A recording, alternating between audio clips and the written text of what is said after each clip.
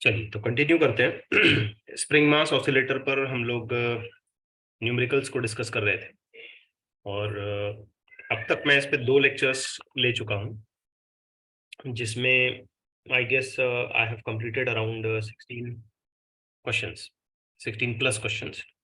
थोड़ा सा मैं रैंडमली क्वेश्चंस को इधर उधर से भी पिक कर रहा था। अब उसी सीरीज ऑफ क्वेश्चंस को हम लोग आगे बढ़ाते हैं। मॉड्यूल में से ही आप देख सकते हो। आज मैं अभी फिलहाल पहले शुरू करने जा रहा हूँ क्वेश्चन नंबर 17। ठीक।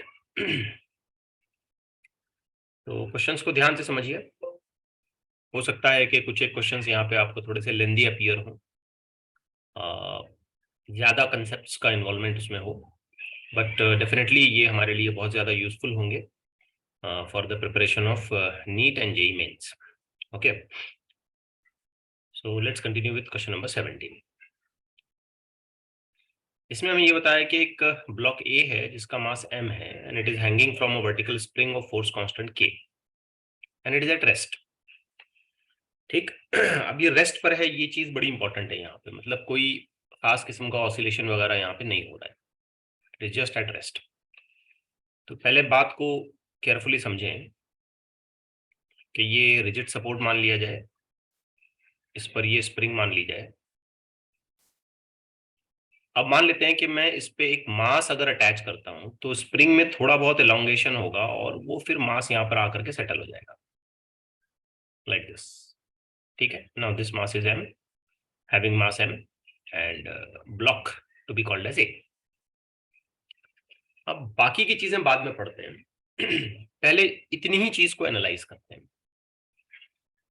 लेट्स से दैट कि इस स्प्रिंग की जो नेचुरल लेंथ है वो यहां तक थी, इस जगह तक। तो डेफिनेटली इस मास के हैंग करने की वजह से ये स्प्रिंग थोड़ा सा नीचे आ गई होगी, x। यू मे इमेजिन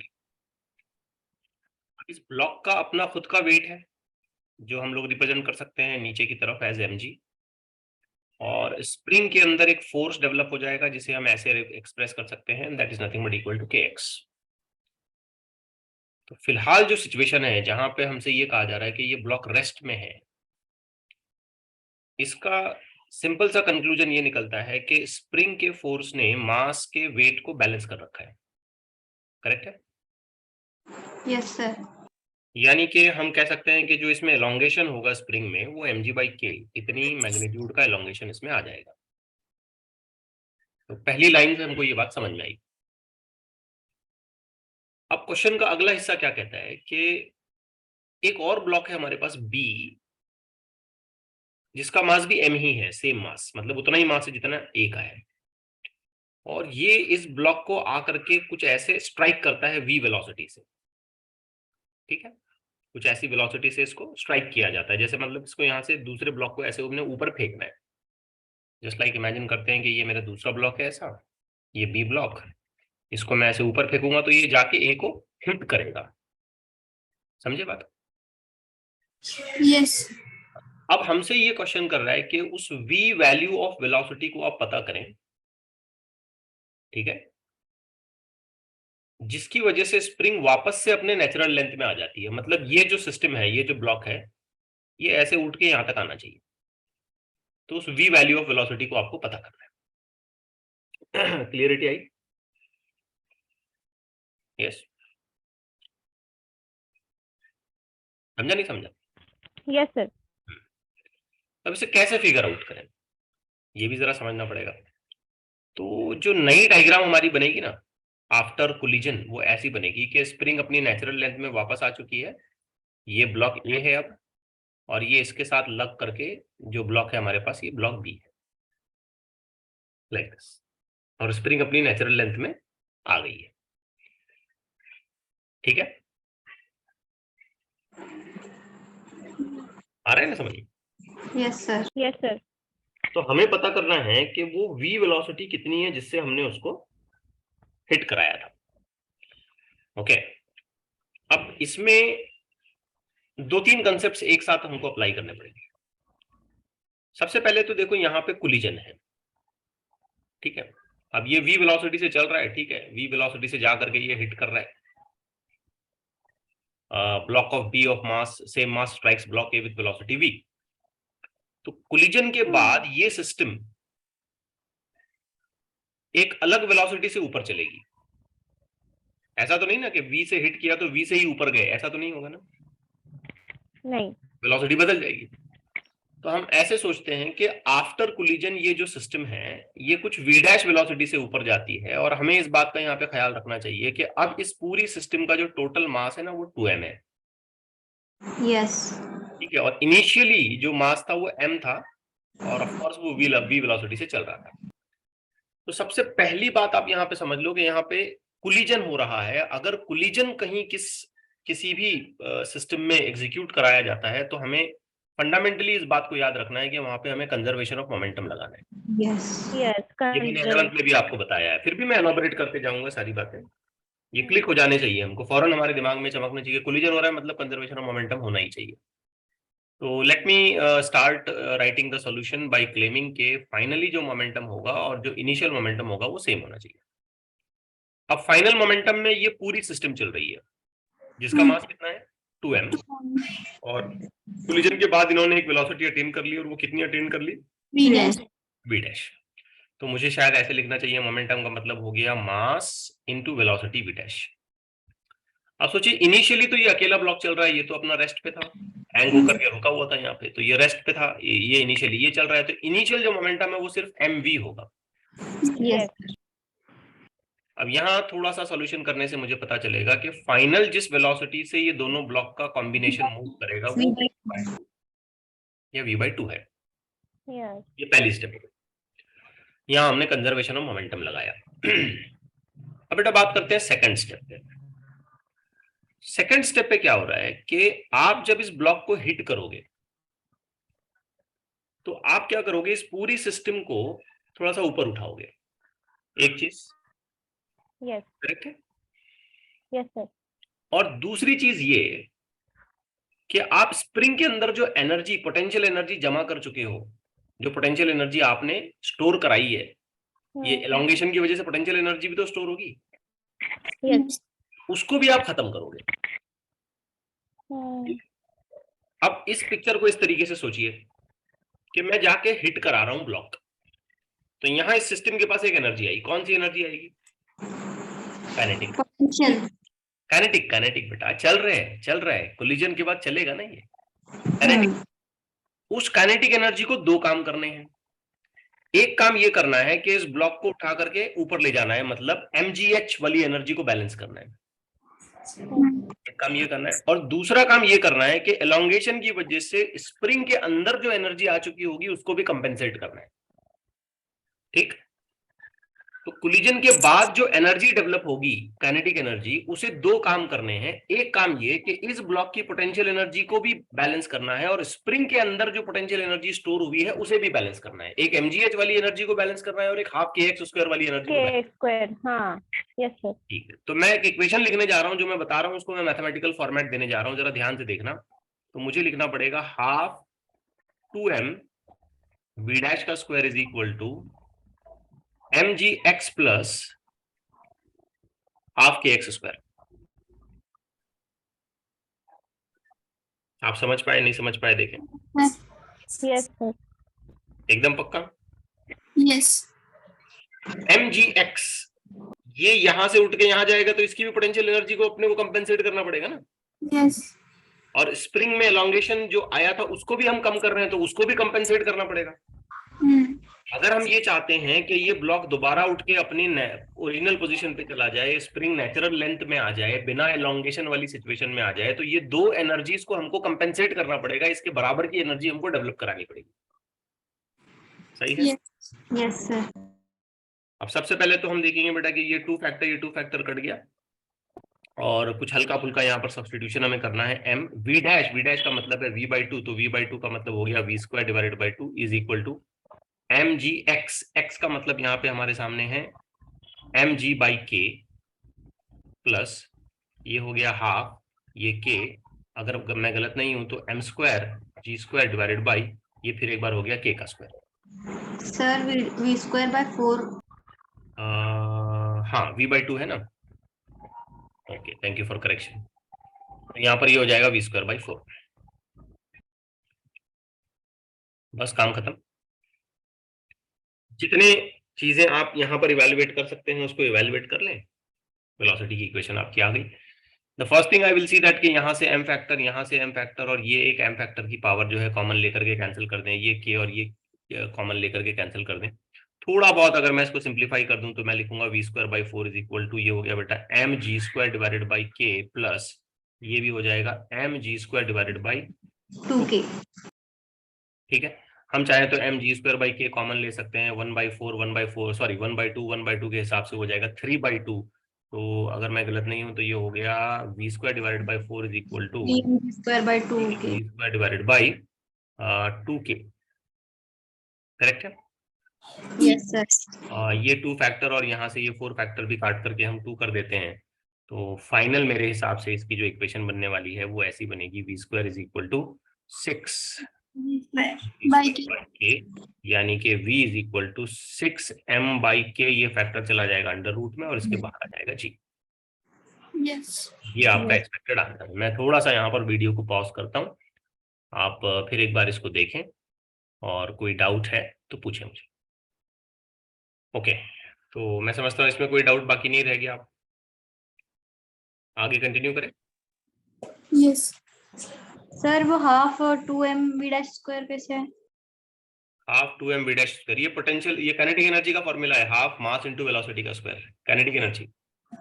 हाँ ओके। कोलिजन के बाद जो काइनेटिक एनर्जी उसे मिल रही है, उस एनर्जी को दो काम करने हैं, एक ये कि इस ब्लॉक को ऊपर उठाना है और दूसरा ये कि स्प्रिंग के अंदर जो पोटेंशियल एनर्जी भरी है उसको खत्म करना है।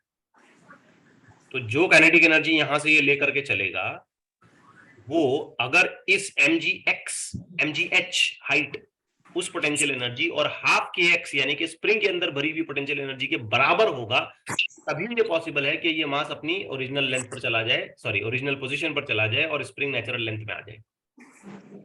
Yes sir. ठीक है, so that is the key point. बाकी देख लो, डेटा मैंने सब्स्टिट्यूट कर दिया ठीक से, अगर कैलकुलेशन में कुछ गड़बड़ है तो बता दो मुझे। आइए एक और देखते हैं।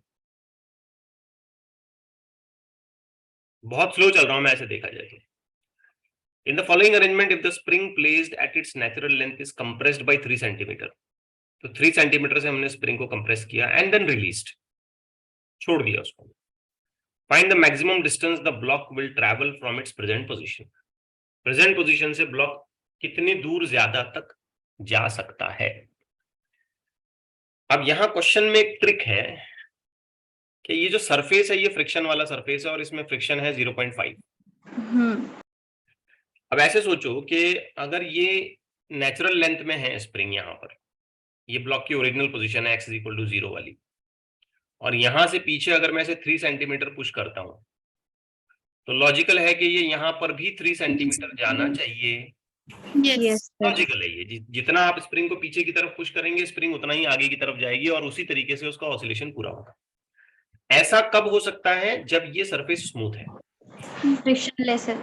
हाँ ये फ्रिक्शनलेस सरफेस है तब। अब चूंकि यहाँ फ्रिक्शन है तो फ्रिक्शन रहने की वजह से क्या होगा कि ये जब ये ब्लॉक स्लिप होता हुआ, स्किड होता हुआ, फिसलता हुआ इस सरफेस पर जाएगा तो कुछ एनर्जी जो है, कुछ एनर्जी फ्रिक्शन भी खत्म करेगा। ब्लॉक के अंदर जो एनर्जी भरी है वो फ्रिक्शन की वजह से लॉस हो जाएगी। यस। तो इसे सॉल्व करने के लिए हम पहले तो ऐसे सोचेंगे, पहले नंबर पे, कि हमने जब 3 सेंटीमीटर से ब्लॉक को पुश किया, स्प्रिंग को दबाया, तो हमने उसमें कितनी एनर्जी भरी।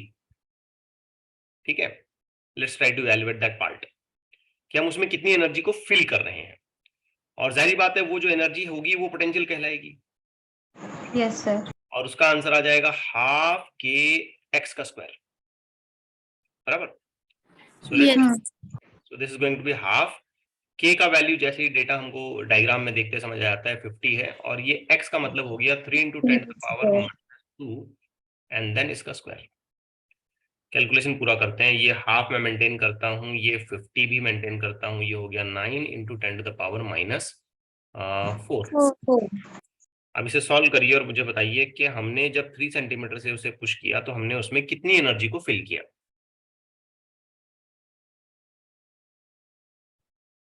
225 into 10 to the power minus 4. हाँ, ये 25 हो जाएगा, 25 इधर मल्टीप्लाई होगा, 225 into 10 to the power minus 4. शाबाश. So this will become 225 into 10 to the power minus 4 joule. तो स्प्रिंग को दबाने के बाद, उसको कंप्रेस करने के बाद हमने उसमें इतनी अमाउंट ऑफ एनर्जी को फिल किया. अब थोड़ा सा आपको 11th के चैप्टर्स पे जाना पड़ेगा, फ्रिक्शन वाले. सोचिए कि ये फ्लोर है, ये ब्लॉक है. अब अगर ये ब्लॉक ऐसे मूव करता जा रहा है तो जाहिर बात है फ्रिक्शन का फोर्स उसको पीछे रोकेगा. Yes, sir. ये फोर्स ऑफ फ्रिक्शन इसको पीछे रोकेगा, और फोर्स ऑफ फ्रिक्शन उस वक्त तक रोकता रहेगा जब तक ये पूरी एनर्जी खत्म ना कर दे, पूरा रुक ना जाए. Yes, sir. मतलब इसका सीधा सिंपल सा मतलब ये निकलता है कि फ्रिक्शन का फोर्स जो काम करेगा वो किसके इक्वल होना चाहिए? हाँ. पोटेंशियल एनर्जी के बराबर होना चाहिए.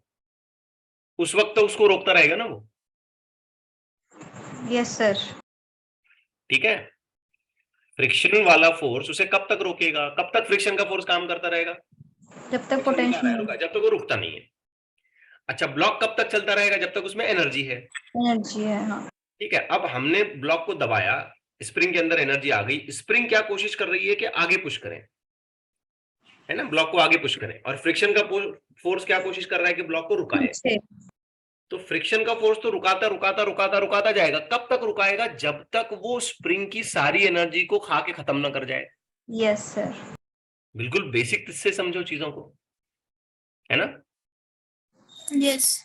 तो फ्रिक्शन का फोर्स उसे उस वक्त तक उसको रुकाता रहेगा जब तक कि उसके अंदर की पूरी एनर्जी खत्म हो जाए. बिल्कुल इसे ऐसे इमेजिन करिए कि आपने एक बॉल या क्या कहें ब्लॉक लिया और एक फ्लोर पर जोर से फेंका, तो आगे जाके तो रुक जाता है ना वो. कैसे रुका जरा सोचो. एनर्जी उसके अंदर की सारी एनर्जी को खत्म कर लेता है. ठीक है. मतलब work done by the friction should be equal to the potential energy of the spring to its maximum value. अब सवाल आता है वर्क डन का फॉर्मूला हम कैसे लिखें. तो आंसर सिंपल है. वर्क डन का फॉर्मूला हमेशा कुछ ऐसे होता है ना, फोर्स डिस्प्लेसमेंट. फ्रिक्शन वाला फोर्स आ जाएगा और डिस्प्लेसमेंट के नाम पे मैं लिखूंगा x, वो डिस्टेंस जो ये कवर करेगा. दूसरी तरफ मैंने potential energy value already calculate कर रखी है, that is 225 into 10 to the power minus 4. अब फिर हम सोचेंगे फ्रिक्शन के फोर्स को कैसे लिखें. तो आंसर सिंपल है बेटा, म्यू एन. यस. x. दूसरी तरफ जो वैल्यू हमने कैलकुलेट कर रखी है, लेट्स कंटिन्यू विद दैट. फिर हम सोचेंगे n कैसे लिखें. तो n की जगह क्या आ जाएगा? mg. तो 225 into 10 to the power minus 4. अब ये सारा डेटा यहाँ पे आप पुटअप करो. म्यू की जगह 0.5, m की जगह 1 और g की जगह 10 और ये सब कुछ. तो if just continue with this तो हमको मिलेगा ये 0.5, ये मास 1 आ गया, एक्सेलरेशन ड्यू टू ग्रेविटी 10 आ गया, इनटू ये आपका डिस्प्लेसमेंट आ गया, और ये आंसर हो गया 225 into 10 to the power minus 4. Let's evaluate this number. तो ये हो गया 5. Now the value of x will become equal to 225 into 10 to the power minus 4 divided by 5. Correct हो रहा है? Yes sir. Now this x will become equal to, बताएं. 45 into 10 to the power minus 45 into 10 to the power minus 4. 4. Actually में इसका unit आएगा metre. Yes, conversion कर. तो इसका कन्वर्जन करना पड़ेगा. इसका कन्वर्जन अगर मैं करता हूं तो ये हो जाएगा सेंटीमीटर में. अगर मैं करता हूं तो ये हो जाएगा 0.45. 0. पहले तो कहीं कुछ गड़बड़ तो नहीं हो रही है. Metre, let me write it as 0.45 into 10 to the power minus 2 again in metre. फिर फाइनली मैं लिखूंगा 0.45 सेंटीमीटर. Yes sir. सही है? यस. देख लो कैलकुलेशन में. तो ज्यादा तो कुछ चला ही नहीं. कहां जाके रुका इसने यही पूछा ना. The block will travel from its present position to. तो ब्लॉक पीछे की तरफ यहां कहीं आके रुक जाएगा. ज्यादा चला ही नहीं ब्लॉक. ठीक. Yes sir. तो इस तरीके से कुछ इसके कैलकुलेशन बनेंगे जो मैं समझता हूँ काफी सिंपल है. थोड़ा सा इसके डेटा में मैं सेटिस्फाइड नहीं हूँ. क्योंकि फ्रिक्शन का फोर्स एकदम पीछे से ही काम करने लगेगा। यहाँ से जैसे ही इसको हमने छोड़ा तब से ये काम करने लगेगा। बहुत कम जाके ये रुक रहा है, बहुत कम ही डिस्टेंस ये ट्रेवल कर पा रहा है। इट्स ओके, ठीक है, जो भी वैल्यू आ रही है। उसके बाद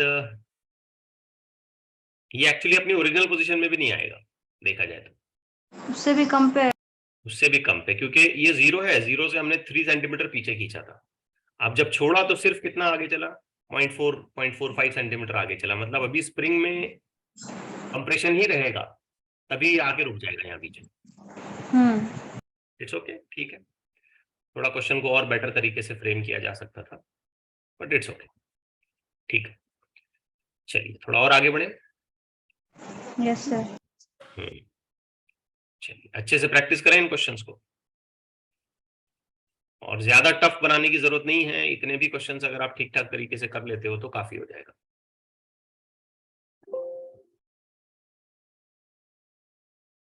चलिए इसे देखते हैं, ये भी काफी इंटरेस्टिंग सा क्वेश्चन है। For arrangement shown in the figure the spring is initially compressed by 3 centimetre. तो वैसे देखा जाए तो इस ब्लॉक की पर्टिकुलर पोजीशन से स्प्रिंग को हमने 3 सेंटीमीटर पहले ही कंप्रेस कर दिया। When the spring is released, अब इनिशियल पोजीशन से अगर मैं 3 सेंटीमीटर कंप्रेस करता हूं तो 3 सेंटीमीटर के बाद स्प्रिंग वापस से 3 सेंटीमीटर इधर जाएगी, है ना। और यहाँ 4 सेंटीमीटर का गैप तो ऑलरेडी दे रखा है, 1 सेंटीमीटर बस। तो ये जाके तो टकराएगी ही नहीं, collide Yes. With the wall, ये चांस ही नहीं है मेरा ख्याल है यहाँ तो। यस यहाँ कुछ नंबर में गड़बड़ हो गई। थोड़ा सा मैं वीडियो को पॉज करता हूँ। ओके, तो थोड़ा सा हमने इसलिए रुकाया था कि क्वेश्चन में कुछ डेटा हमको गड़बड़ वाला लग रहा था। तो बात ऐसी है, जो मैं अभी आपको समझा चुका, कि ऑलरेडी कंप्रेस्ड सिचुएशन का ये डायग्राम बताया जा रहा है हमें। मतलब ये है कि अगर इस स्प्रिंग की नेचुरल लेंथ को देखा जाए तो वो नेचुरल लेंथ यहां तक थी, ये नेचुरल लेंथ की पोजीशन है। अब यहां से हमने ब्लॉक को पीछे खींचा, कितना पीछे खींचा, 3 3 सेंटीमीटर। अब सोचो बेटा, अगर मैं इस ब्लॉक को रिलीज करता हूं तो ब्लॉक पहले कहां आएगा, 0 पे, और फिर कहां जाएगा, 3 पे। और आगे 3 एक्सपेक्टेड है, लेकिन बीच में तो हमने बैरियर लगा दिया तो कोलिजन होगा। यस। इसका मतलब इसकी कोलिजन होने से पहले जो फर्दर और एलोंगेशन एक्सपेक्टेड है वो कितनी है, 1 सेंटीमीटर। 1 सेंटीमीटर। और ये मैंने यहाँ पे इसको एलोंगेट कर दिया, ये 3 सेंटीमीटर, और ये जो पोजीशन है ये 0 है। क्लियर हुई बात अभी सबको? Yes sir. ओके, अब हमें ऐसे सोचना है कि ब्लॉक जब कोलिजन करके वापस आ रहा होगा तो फिर मैक्सिमम कितना कंप्रेस होगा। क्वेश्चन समझिए अच्छे से, बढ़िया Yes, क्वेश्चन है। अगर ये बैरियर नहीं होता ना बेटा, तो ये ब्लॉक आगे तक जाता 3 सेंटीमीटर और आगे वापस आता, और फिर एक बार वापस से 3 सेंटीमीटर कंप्रेस हो जाता। ठीक है, बात आ रही है समझ में? दूसरी बात, अगर ये बैरियर ऐसा होता कि कोलिजन इलास्टिक होता, इलास्टिक कोलिजन पढ़ चुके हैं 11th में, इलास्टिक और इनइलास्टिक 2 कोलिजन्स होते हैं ना। तो अगर कोलिजन यहाँ इलास्टिक होता तब भी कोई एनर्जी लॉस नहीं होती, और ये ब्लॉक जैसा था वैसे जितनी एनर्जी के साथ, जितनी कंप्रेशन के साथ आना चाहिए था उतनी कंप्रेशन के साथ वो आ जाता। मतलब वापस से वो 3 सेंटीमीटर कंप्रेस करता अगर यहाँ कोलिजन इलास्टिक होता तो। लेकिन करंट सिचुएशन में कोएफिशिएंट ऑफ रेस्टिट्यूशन का जो वैल्यू ये बता रहा है ये 1/√2 है, विच इंडिकेट्स के यहाँ कोलिजन इलास्टिक नहीं होगा। हाँ, इनइलास्टिक, मोर देन 1। इनइलास्टिक होगा, क्योंकि इलास्टिक कोलिजन के लिए तो वैल्यू 1 होती है, यस सर। और ये 1 से कम है वैल्यू। 1/√2 का मतलब 0.77 हो गया, 0.707 हो गया। तो इनइलास्टिक कोलिजन्स होने की वजह से यहाँ कुछ एनर्जी लॉसेस होंगी, और एनर्जी लॉसेस होने का मतलब ये है कि ये ब्लॉक दोबारा अपनी ओरिजिनल पोजीशन पर कंप्रेस नहीं कर पाएगा। Yes I hope you are getting it right. Yes sir, no? Yes sir. ठीक है, अब इसको 2-3 स्टेप में काम करना पड़ेगा। पहली स्टेप ये कि कोलाइड करते वक्त इसके पास कितनी वेलोसिटी थी, ये पहली स्टेप में हमको निकालना पड़ेगा। कोलाइड करते वक्त जब ये कोलाइड कर रहा है तब इसके पास कितनी वेलोसिटी से ये कोलाइड करेगा। तो जरा ध्यान से देखिए मैं क्या लिख रहा हूं। हाफ के एक्स इनिशियल का square is equal to half k into 1 into 10 to the power -2 का square plus half mv square. अब जरा सोचिए मैंने क्या लिखा, मैं समझाता हूं, डोंट वरी। ये इनिशियली जो मैंने उसे कंप्रेस किया, क्या ऐसा करने से मैंने स्प्रिंग के अंदर एनर्जी भरी? फिर मैंने उसे छोड़ दिया, फिर उस स्प्रिंग को मैंने छोड़ दिया। यस छोड़ने के बाद वो उस एनर्जी को कैरी करता हुआ उधर जाने वाला है, उतनी ही एनर्जी को कैरी करके वो उधर जाने वाला है। यस तो जब वो उतनी एनर्जी को कैरी करके उधर जाएगा तो उसमें से 1 सेंटीमीटर की एनर्जी तक तो वो चलेगा, स्प्रिंग एलोंगेट होगी। बेटा समझो बात को, 1 सेंटीमीटर इतनी एलोंगेशन तो स्प्रिंग के एलोंगेशन के लिए एनर्जी खर्च होगी टोटल में से, यस सर, प्लस जो बची हुई एनर्जी होगी उस काइनेटिक एनर्जी से वो कोलिजन करेगा। क्या कहते हैं? हाँ यस सर, मतलब पोटेंशियल और काइनेटिक ऐसे बता रहा हूं मैं।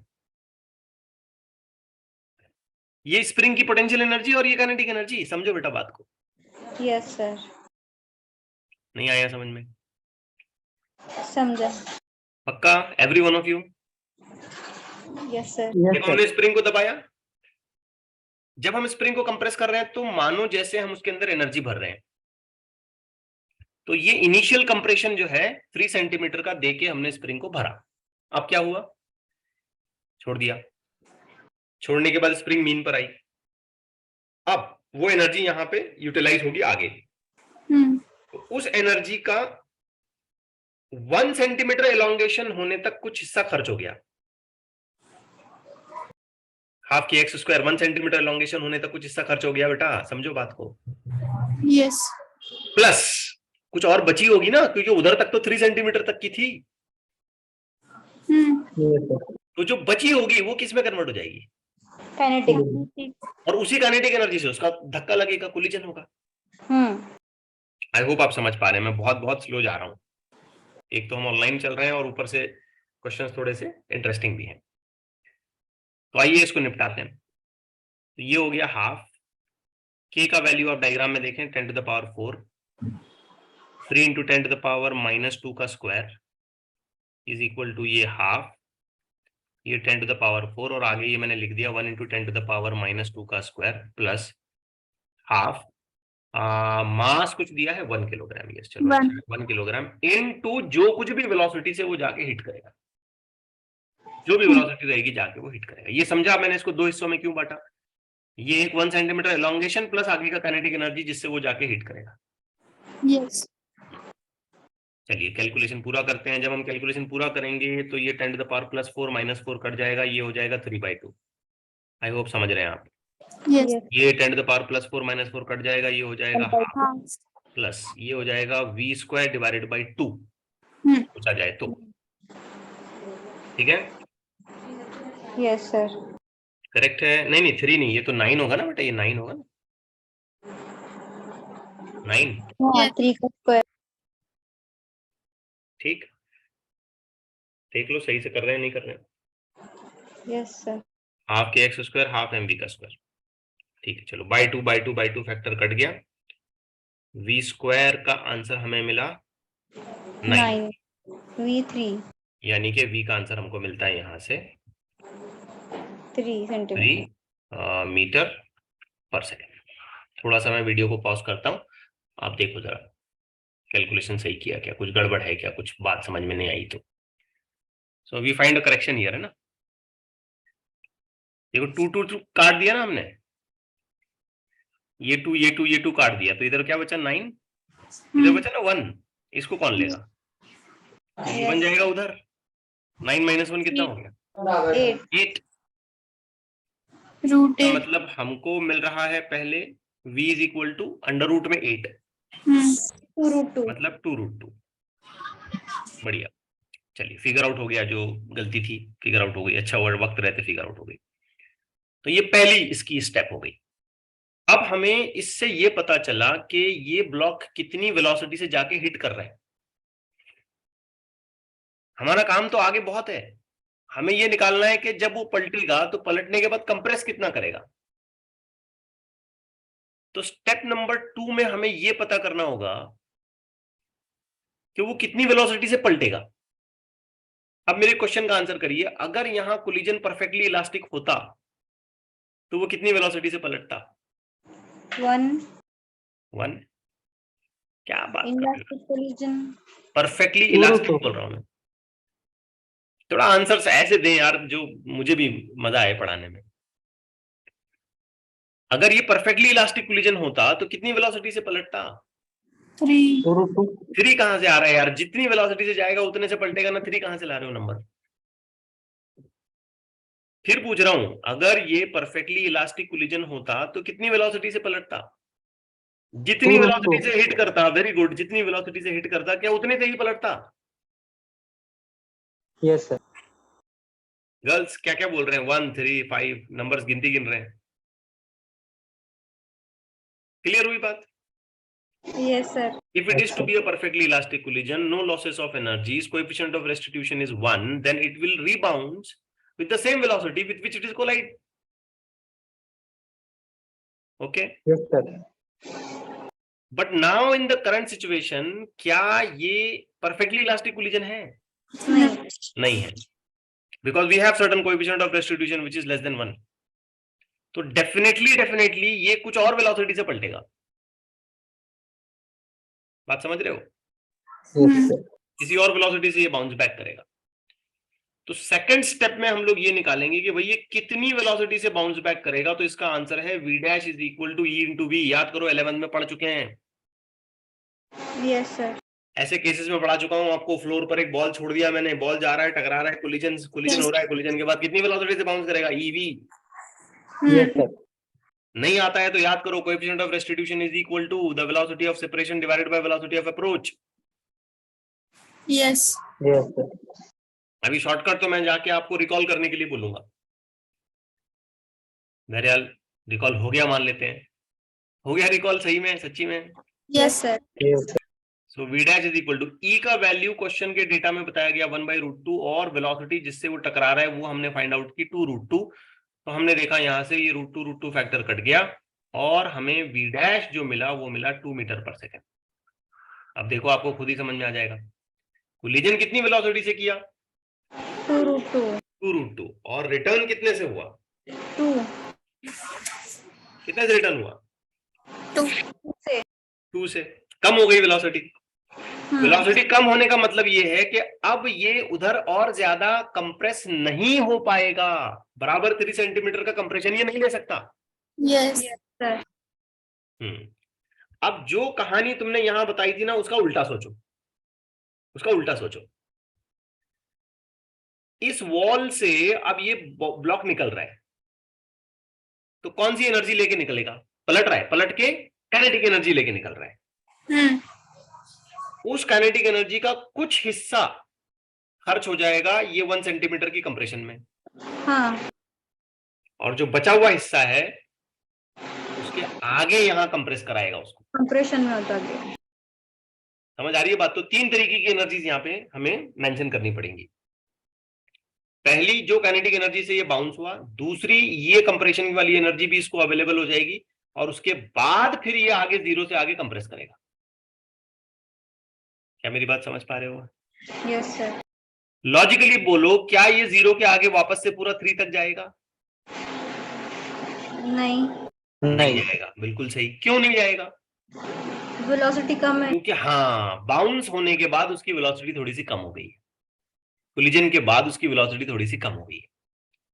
अब मैं यहां एक इक्वेशन लिख रहा हूं, सभी स्टूडेंट ध्यान से देखेंगे। तीसरी स्टेप में मैं एक इक्वेशन लिख रहा हूं। हाफ m v डैश का स्क्वायर। क्या कहते हो? बाउंस के बाद काइनेटिक एनर्जी प्लस, ध्यान से देखो बेटा, हाफ के into 1 into 10 to the power -2 का स्क्वायर, ये भी Yes. आना चाहिए समझ में, ये भी आना चाहिए समझ में। Yes, यहाँ sir. से बाउंस होके ये एनर्जी भी ये रिलीज करेगा ना, ये जो कंप्रेशन की एलोंगेशन वाली Yes. एनर्जी थी ये भी रिलीज करेगा ना वो, Hmm. अब नेचुरल लेंथ पे आएगा। Yes. अब यहां से आगे कंप्रेस होगा तो आगे इसको तुम इक्वेट करोगे इज इक्वल टू हाफ के एक्स, जो भी फाइनल कंप्रेशन इसको मिलेगा, इनिशियल नहीं बोलूंगा मैं, इसको बोलूंगा फाइनल। इक्वेशन सबको समझ में आई? Yes, Yes. sir. ये चीज क्या है बताओ? Kinetic energy starting की. स्टार्टिंग की नहीं है बेटा, ये Collision के starting बाद. की नहीं है, Collision के बाद. कोलिजन के बाद की, शाबाश। फिर मैंने लिखा ये क्या है बताओ? वो 1 सेंटीमीटर का Mean कम. position के हाँ, आने से पहले. क्योंकि बाद कोलिजन होने के बाद ना बच्चों क्या होगा कि ये 1 सेंटीमीटर का जो एलोंगेशन इसको मिला है ना, ये भी रिलीज हो जाएगा ना। Yes. Yes. तो यहाँ मीन पर आते आते इसके पास दो एनर्जीज का कंट्रीब्यूशन सपोर्टिव में मिल जाएगा उसको, एक वो जो काइनेटिक एनर्जी इसने पलटने के बाद हासिल की थी, और दूसरा वो कि ये जो एलोंगेशन इसका मिला है ये भी एनर्जी को रिलीज करेगा। अब ये न्यूट्रल पोजीशन पे आया, अब इन दोनों की कंबाइंड एनर्जी से ये यहां से आगे कंप्रेस होगा। Yes. और अगर कोलिजन में कोई एनर्जी का लॉस नहीं हुआ होता तो यकीन माने ये दोबारा कहां जाता? 3 सेंटीमीटर. 3 सेंटीमीटर पे जाता। अब हमारा आंसर 3 होना चाहिए, 3 से कम होना चाहिए, कम. कम होना चाहिए। शाबाश। अब ये मान लो ये प्रॉब्लम है, मैं सॉल्व कर रहा हूँ, 4 ऑप्शन दिए हुए नीचे, और 4 में से सिर्फ एक ही ऐसा ऑप्शन है जो 3 से कम है, तो मैं इसे 1 सेकंड में ही सॉल्व कर दूंगा, मैं इस पे सोचूंगा ही नहीं, मैं सीधे सीधे 3 से कम वाले को टिक कर दूंगा Hmm. कि ठीक है पढ़ाई कर रहे हैं तो डेटा निकाल रहे हैं, सब कुछ कर रहे हैं।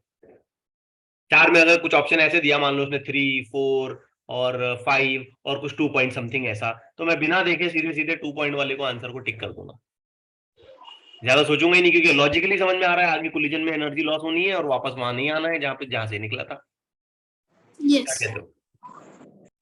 Yes. चलो डेटा पुटअप करते हैं।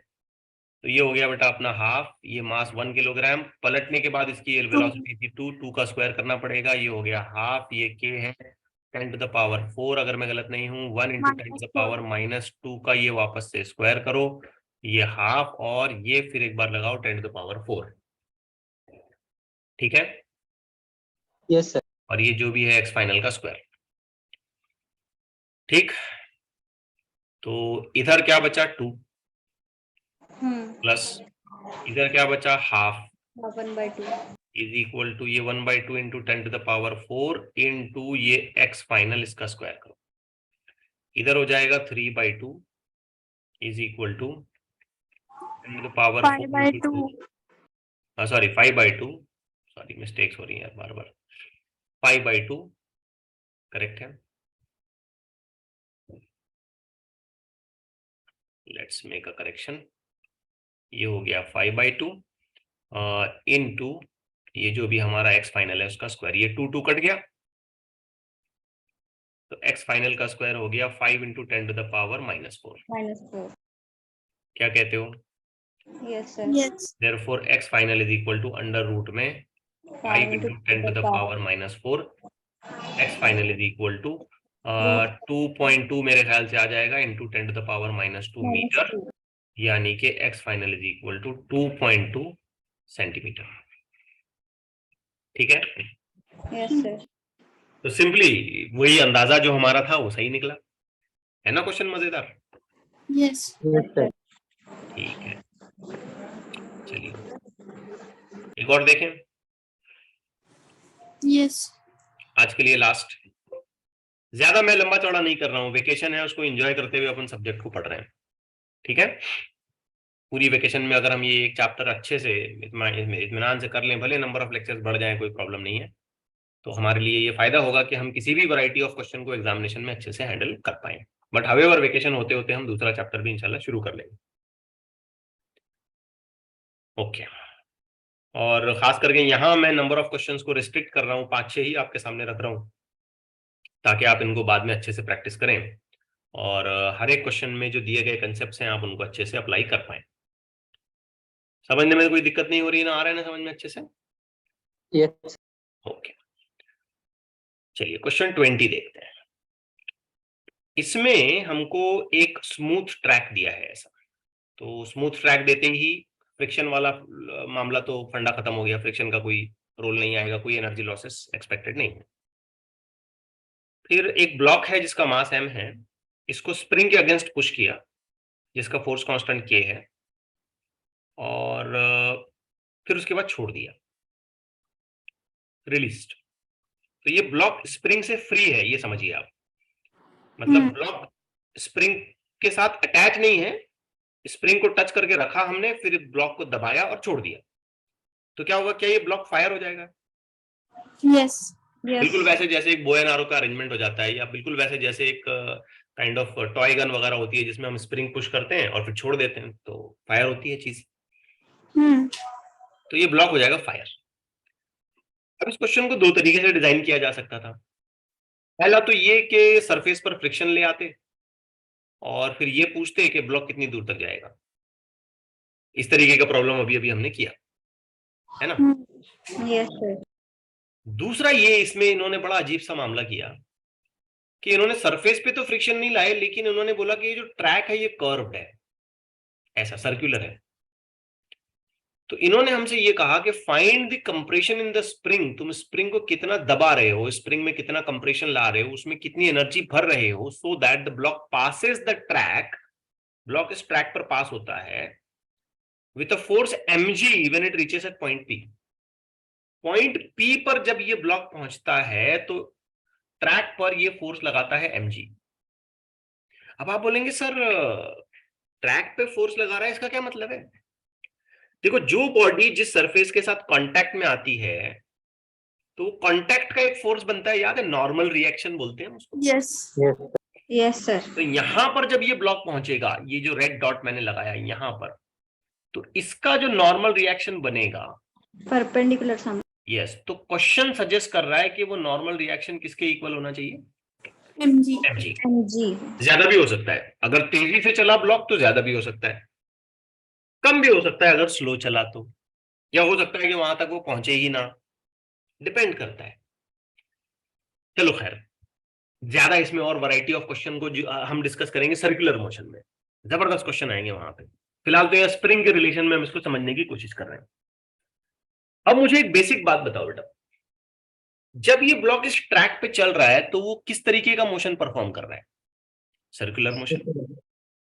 सर्कुलर मोशन एग्जीक्यूट करते वक्त एक फोर्स डेवलप होता है, हल्का फुल्का इंट्रोडक्शन क्लास 11th में दे चुका हूं, सेंट्रीफ्यूगल। Centripetal force. सेंट्रीपेटल उसका अपोजिट सेंट्रीफ्यूगल फोर्स। Yes. तो क्या यहाँ पे एक सेंट्रीफ्यूगल फोर्स आ जाएगा? Yes. अगर आपको फॉर्मूला याद आता है तो mv square by r. Square by r. ये ब्लॉक अगर यहाँ स्टेबल कंडीशन से निकल रहा है, स्टेबल कंडीशन में पास होते हुए यहां से ये निकल रहा है, तो क्या ये n और ये mv square by r equal होने चाहिए? Yes. Yes. तो हमने क्लेम कर दिया n is equal to mv square by r, but question के मुताबिक ये n कितना होना चाहिए? Mg. Mg. तो आंसर आया mg is equal to mv square divided by r। हमने बोला भाई mm कट गया, G is equals और जल्दी से एक रीअरेंजमेंट मैंने करके लिखा यहाँ पे, तो वेलोसिटी का अंदाजा मुझे आ गया अंडर रूट में gr। to. Yes. Yes. क्या कहते हो? Yes, sir. Yes, sir. तो जब ये ब्लॉक यहां से इस जगह से पास ऑन हो रहा था तो उसकी वेलोसिटी थी रूट में gr। आया समझ में कैसे निकाला? Yes, sir. तीसरी बात बेटा मैं आपसे ये समझना चाहता हूं कि ये ब्लॉक जब यहां पहुंचा तो ये ग्राउंड से कितना ऊपर है? r। देखो बराबर सेंटर के सामने है। Yes, yes. सेंटर के सामने मतलब सरफेस से लेकर के सेंटर तक के डिस्टेंस को तो रेडियस ही बोला जाएगा, Radius. Yes. r। अब जो मैं कहने जा रहा हूं उसे गौर से सुनना। क्या ब्लॉक ऊपर चढ़ा? बस P तक गया. ऊपर चढ़ा नहीं चढ़ा, वो आगे जा रहेगा, पी के आगे जाएगा नहीं जाएगा उससे कोई लेना देना नहीं है, हमको पी पॉइंट के लिए कैलकुलेशन बनाना है। तो मेरा पहला सवाल ये, क्या ब्लॉक हाइट में ऊपर चढ़ा? चढ़ा ना, ग्राउंड से क्या ये ब्लॉक ऊपर चढ़ा, हाइट में ऊपर गया? Yes. अरे हाँ या ना? Yes, sir. तो इसका मतलब ये है कि ब्लॉक ने पोटेंशियल एनर्जी गेन की। MGH. mgh। क्या ब्लॉक उस जगह पर मूव कर रहा था? Yes, sir. तो इसका मतलब ये है कि ब्लॉक ने काइनेटिक एनर्जी भी वहां पे पोजेस कर रखी है। Hmm. मुझे बताएं ये दोनों एनर्जीज ब्लॉक के पास कहां से आई? कहां से आई? तो स्प्रिंग के छोड़ने के बाद। हाँ, रादर मुझे कहना चाहिए कि स्प्रिंग को कंप्रेस करके जो हमने पकड़ा था ना उससे आई। तो इसका मतलब इन दोनों एनर्जी का सम। Half kx square. कहानी खत्म। एनर्जी से सॉल्व करो, जल्दी से सॉल्व हो जाएगा। ठीक है, कहानी खत्म हो गई। That's it. I just have to put up the data and get the answer done. बात खत्म। चलिए सॉल्व करते हैं। तो ये हो रहा है बेटा हाफ के एक्स स्क्वायर एम जी, कितने ऊपर गए? आर। R. हाफ एम, अगर मैं गलत नहीं हूं तो g r. G r. V square is equal to g r निकाला हम। So a little bit of solution is expected. थोड़ा सा सॉल्यूशन करें। Half kx square. हाफ के x square is equal to 3mgr/2। 3mgr/2। दोनों तरफ का 2 मर गया और आपको आंसर मिल रहा है x square is equal to 3mgr/k, यानी कि x is equal to under root में 3mgr/k। 3mgr/k। फिनिश। ये है सारा मामला। आया समझ में? Yes sir. Yes, sir. अच्छे से। यस। Yes, sir. एक और ले, लास्ट। हाँ, Yes. मैंने अभी लास्ट बोला था लेकिन एक और ले लेते हैं, मतलब आगे और हमारे नंबर ऑफ लेक्चर्स बढ़ना नहीं चाहिए हमको। ये 30-31 क्वेश्चन निकालने हैं पूरे, और अभी हम लोग आ रहे हैं 19-20 पे। तो और 10-12 क्वेश्चन हैं, तो इंशाल्लाह कल उन 10-12 क्वेश्चन पे हम लोग इत्मीनान से बात कर सकते हैं। ठीक, ले लें एक और। आसान ही है वैसे देखा जाए तो, ये बहुत ज्यादा टफ नहीं पुटअप कर रहा हूँ। ठीक है, यस सर। चलिए अभी तक जितना पढ़ाया ठीक से सब कुछ समझ में आ गया ना? 12-13 लेक्चर हो गए। यस नहीं सर। 12-13 नहीं, sir. ज्यादा ही हुए। कितने हुए ऑसिलेशन में? 15। हाँ 15 के आसपास कुछ हो गए होंगे। बहुत स्लो चल रहे हैं हम लोग। हाँ इतना है कि जितना ये सीरीज लेक्चर की होगी अपनी 25-30 लेक्चर्स की, इससे बाहर तो मैं नहीं समझता कि नीट में या जेई मेन में कुछ आएगा। इसी में से इधर उधर से घुमा फिरा के आराम से इत्मीनान से देखना। बार बार जितना रिवाइज करना है देखना, यूट्यूब पे अवेलेबल रहेगा इंशाल्लाह। जितनी बार मन करे देख लेना, बार बार प्रैक्टिस करना। और इतने पेस में, इतने स्लो स्पीड से मैं ये सारी चीजें आपके सामने रख रहा हूँ, स्लो तरीके से आपके सामने रख रहा हूँ कि अगर बिल्कुल एवरेज माइंड से भी अगर आप चीजों को समझना चाहते हैं, बिल्कुल प्लेन माइंड से, एवरेज, कुछ बैकग्राउंड नहीं है, कुछ भी नहीं पता आपको, तो भी बहुत कुछ हासिल कर लोगे, बहुत कुछ गेन कर लोगे। ठीक है, धड़ाधड़ कंप्लीट करके मामला खत्म करना, ऐसा नहीं किया है। तो यहाँ एक पुली है, पुली के नीचे 2 अलग अलग ब्लॉक्स, वो जो एटूड मशीन वाली सिस्टम होती है ना अपनी, वो बना दी है यहाँ पे, और ऊपर एक स्प्रिंग लगाया है। और ये बोल रहा है कि अगर इस स्प्रिंग को एक बैलेंस की तरह ट्रीट किया जाए, इस स्प्रिंग को एक तराजू की तरह ट्रीट किया जाए, तो इसकी रीडिंग क्या होगी? इसकी रीडिंग क्या होगी बताइए समझ में? ऐसा नो? Yes, sir. अब जो मैं ड्रॉ करने जा रहा हूं, देखो 11th में अपना ये बहुत ही फेवरेट काम था, कई बार कर चुके हैं। ठीक है, 10। ये नीचे आएगा ना, यस सर। ये ऊपर जाएगा। हम्म। अब ये दोनों का डबल टेंशन मिला के इधर आएगा, यस सर। क्योंकि ये स्प्रिंग पे जो ये पुली जो कंबाइंड टेंशन इस स्प्रिंग के सिंगल साइड पे देगी, वो तो टूटी हो जाएगा।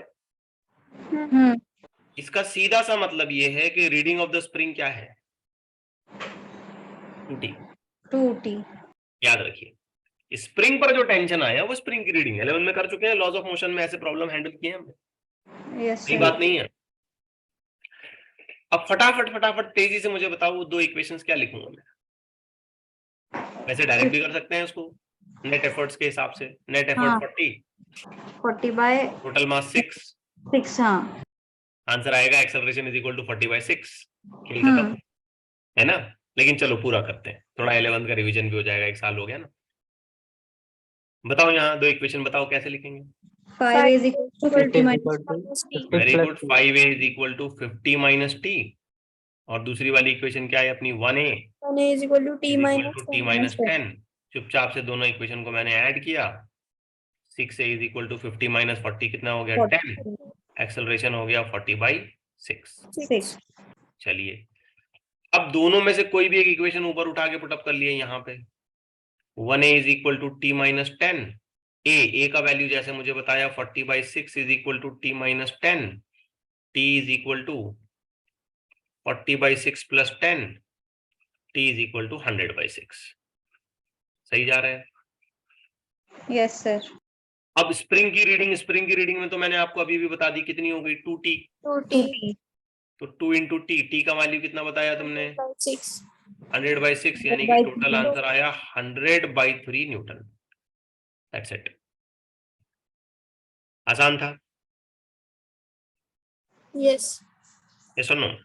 Yes, sir. ओके चलिए, तो मैं समझता हूँ आज के लिए इतना काफी है। अगली क्लास में हम कोशिश करेंगे कि बचे हुए सारे न्यूमेरिकल खत्म करें, या जरूरत पड़ी तो एक आध दूसरा और लेक्चर आगे लेना पड़ेगा।